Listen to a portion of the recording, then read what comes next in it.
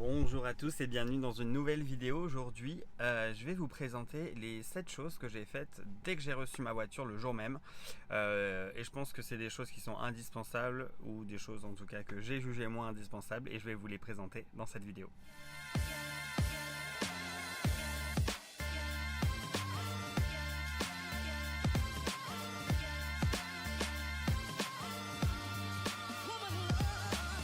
Si vous avez regardé mon autre vidéo que je vous mettrai juste ici ou là, la première chose que j'ai activée c'est Sentry Mode. Alors ce que j'avais fait c'est que j'avais préparé un petit stick USB, j'avais déjà préconfiguré pour que ça fonctionne et dès que j'ai reçu la voiture j'ai soulevé le support de charge et je l'ai branché tout de suite.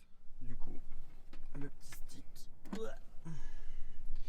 Donc ce que j'avais fait c'est que j'avais déjà préparé un petit stick comme ça avec une carte micro USB, j'avais acheté un lecteur sur internet.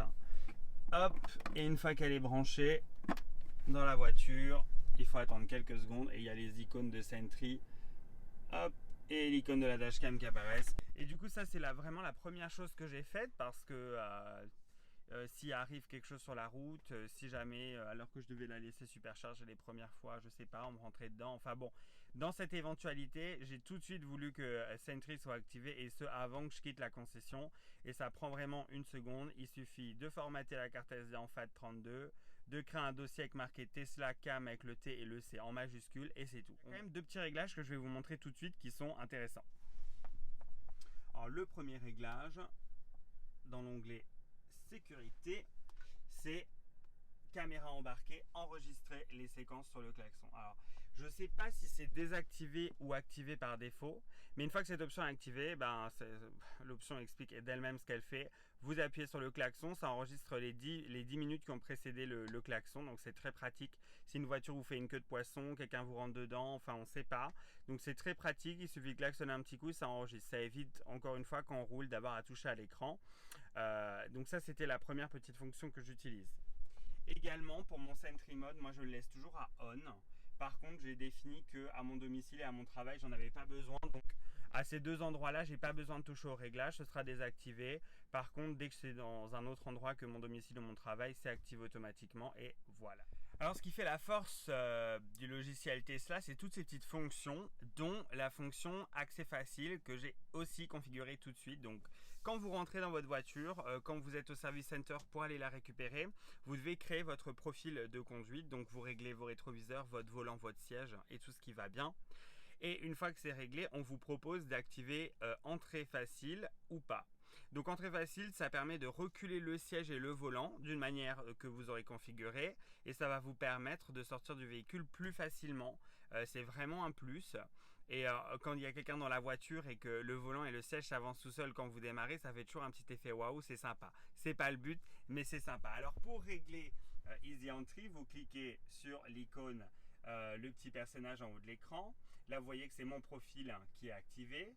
Donc je peux aller dans paramètres du profil conducteur, Anthony. On me propose d'utiliser l'accès facile, je peux le cocher ou le décocher. Et alors pour modifier l'accès facile, je clique sur accès facile. Donc là vous voyez que tout se recule et que mon siège s'avance. Et je peux, en allant ici, le supprimer. Ou si par exemple je décide de modifier un rétroviseur ou de modifier le réglage du volant avec les molettes, il me propose de l'enregistrer, je clique et c'est sauvé. Donc ça c'est la deuxième fonction que je trouve vraiment hyper pratique. Easy Entry, c'est vraiment, ça permet de sortir facilement de la voiture, elle est quand même vraiment basse, il faut s'insérer à l'intérieur de la voiture, donc je trouve que c'est vraiment une fonction très très sympa à activer. Alors je vous en parlais dans une ancienne vidéo que je vous mettrai juste ici ou ici. C'est la limite de charge journalière. Donc charger sa batterie à 100% c'est très mauvais, il faut le faire très rarement quand on en a besoin. Et encore Elon Musk dans un tweet un jour disait que c'était vraiment pas très efficient de faire ça puisque elle a même plus de régénération d'énergie quand elle est à 100% et quand elle est à entre 90 et 100% c'est très limité. Donc l'idéal c'est de rester entre 80 et 90% chaque jour, voire moins si vous n'en avez pas besoin. Donc pour régler votre limite de charge, vaut mieux le faire tout de suite pour ne plus avoir à y penser. Vous cliquez sur votre onglet de charge, vous cliquez, ça tombe bien je suis en charge, vous cliquez sur régler la limite, juste ici. Et là, vous pouvez régler la limite. Donc, vous avez l'onglet quotidien et l'onglet voyage. L'onglet voyage, c'est 90 à 100% et quotidien, c'est 50 à 90. Moi, je me mets entre 80 et 70. Tout dépend des besoins que je vais avoir par rapport à la voiture. Et voilà, donc régler la limite, c'est très important pour ne pas endommager votre batterie, et ce, dès le jour de réception de votre Tesla.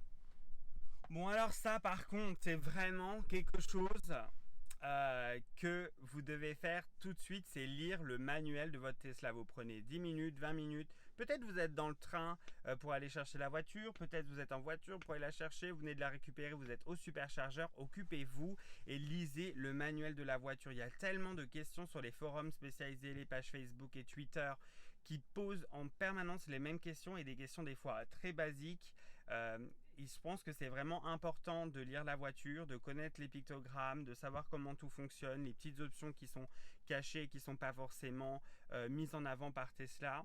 Même pour des questions de sécurité, c'est très important de lire votre manuel pour savoir comment dépanner votre batterie 12 volts par exemple si votre voiture ne veut plus démarrer. Donc, pour retrouver votre manuel, vous pouvez le télécharger directement depuis Internet puisqu'il n'est pas fourni en papier mais il est dans votre écran. Vous le retrouvez juste ici dans l'onglet paramètres, entretien et vous avez le manuel qui est tout en bas. Alors, manuel du conducteur et là ensuite vous avez tout qui est catégorisé, c'est encore plus simple que le fichier PDF sur internet. Vous cliquez et vous n'avez plus qu'à choisir une sous-catégorie et lire. Voilà, c'est aussi simple que ça. Et je pense que vraiment c'est très important de lire le manuel pour connaître toutes ces petites fonctions, savoir exactement comment la voiture fonctionne et ça évite qu'il y ait des doublons, des trillions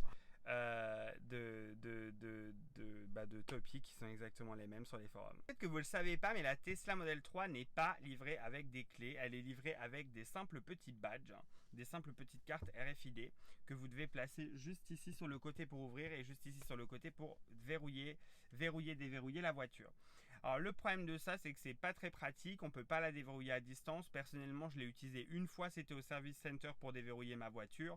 Et ensuite, j'ai évidemment téléchargé l'application Tesla sur mon iPhone et j'ai défini ce téléphone comme une clé. Donc une fois que le téléphone est sur moi, si je m'approche ou je m'éloigne, la voiture au choix se verrouille ou se déverrouille. C'est une fonctionnalité très pratique. Ça fonctionne très bien. Personnellement, sur mon iPhone 10S, ça consomme pas réellement de batterie d'avoir le Bluetooth en permanence activé. Donc, c'est vraiment, j'entre dans la voiture sans même y penser. J'ai toujours ma clé sur moi puisque j'ai toujours mon téléphone. Et si j'ai un problème avec ça, évidemment, j'ai toujours ma petite carte de secours dans mon portefeuille. Alors, pour ceux qui auraient un vieux téléphone ou qui n'auraient même pas un smartphone, qui ne peuvent pas avoir l'option de l'application Tesla, vous pouvez acheter la key fob sur le site de Tesla et c'est vendu, je crois, 160 € ou 150 €. Donc c'est relativement cher, mais je pense que si vous n'avez pas de smartphone, pour éviter d'avoir cette carte qui n'est pas vraiment une solution à utiliser, je trouve, en permanence, et je ne pense pas que ça a été designé pour ça. La preuve, ils ont développé la fonction de clé sur le téléphone, donc il vaudra mieux investir, je pense, dans une clé.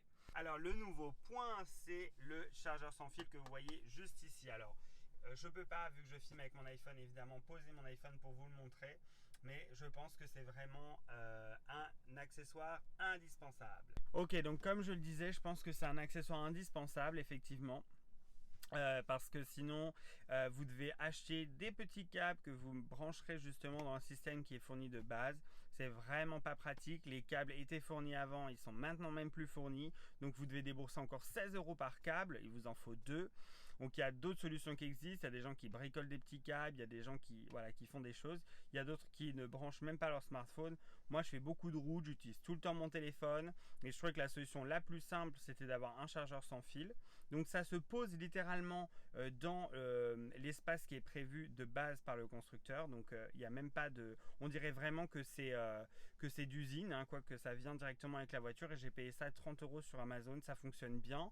La puissance de charge c'est 5 watts, donc c'est lent mais c'est plutôt efficace, et je pense qu'on n'aurait pas beaucoup plus directement avec le câble. De toute façon c'est pas fait pour une vraie recharge, c'est plutôt fait pour une recharge d'appoint quand on est dans le véhicule, et ça fonctionne bien. Il suffit de le poser, donc c'est très pratique. J'ai payé ça une trentaine d'euros comme je vous disais sur Amazon, et si le produit vous intéresse, je vous le mets en lien dans la description. Bon, le dernier point pour moi important, c'est le parfum. Moi j'aime que ma voiture soit parfumée, j'aime qu'elle soit propre, mais surtout parfumée. Et un jour sur une vidéo YouTube sur la chaîne de Tesla Rage, j'ai découvert un produit californien designé uniquement pour la Model 3 parce qu'on n'a pas de grille d'aération, donc ils ont pensé à un petit système très pratique et ça s'appelle ScentWedge. Ça s'insère juste là à l'avant, vous le voyez, il est ici. Oups. Voilà, alors comme vous pouvez le voir, il est juste ici. Ça s'insère dans le tableau de bord à l'avant, c'est très discret. Quand on roule, on le voit à peine, il est juste là. Donc c'est du bois, c'est éco-friendly puisqu'ils disent qu'ils replantent un arbre à chaque fois qu'on achète un pack et c'est vendu là-dedans. Donc c'est vendu, envoyé dans un petit sachet hermétique. Vous avez une recharge à chaque fois, donc 2 petites pastilles, une pour le côté conducteur et une pour le côté passager au-dessus de la boîte à gants, la toute petite boîte à gants de la Model 3 d'ailleurs. Ça se pose simplement, on le clipse, c'est très efficace, il y a plusieurs parfums, vous pouvez commander un set avec toutes les odeurs. Et c'est vraiment très très bien, ça fonctionne très très bien, ça ne saute pas même quand la ventilation est à fond. Il ne faut pas avoir peur de bien le pincer, ceci dit, mais c'est vraiment designé pour, donc c'est jamais resté coincé, je peux l'enlever très facilement. Et c'est simplement des huiles essentielles qui sont imbibées dans du bois. Donc moi qui ai une planche de bois blanche, ben, ça n'a pas sali ma planche en bois blanc juste à l'avant. Et comme je vous le disais, ça fonctionne toujours. Alors ça fonctionne moins en climatisation, plus avec le chauffage, donc je pense que ça fonctionnera mieux en hiver. Mais ceci dit, il y a toujours cette petite odeur et c'est vraiment une odeur assez raffinée. C'est pas un parfum synthétique vanille, coco ou quelque chose de sucré. C'est un parfum très raffiné avec des huiles essentielles et c'est très très agréable. Et bien voilà, c'était les 7 choses que j'ai fait le jour où j'ai reçu ma Tesla pour qu'elle soit prête et un peu plus personnalisée pour moi. Je prépare bientôt une vidéo accessoire puisque j'ai évidemment bien accessoirisé ma Model 3, mais ça c'était vraiment ce que j'ai fait le jour de la livraison. J'espère que la vidéo vous aura plu et si c'est le cas, lâchez un pouce bleu, abonnez-vous et on se retrouve bientôt sur la chaîne.